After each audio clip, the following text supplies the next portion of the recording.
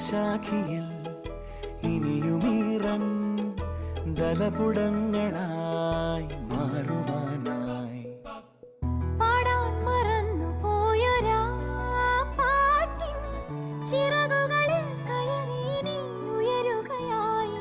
മോഹിച്ചും ലാളിച്ചും നീ മണ്ണിൻ പൂമഞ്ചത്തിൽ ആവോളം പൂങ്കാറ്റെ ചാടി ഉറങ്ങും.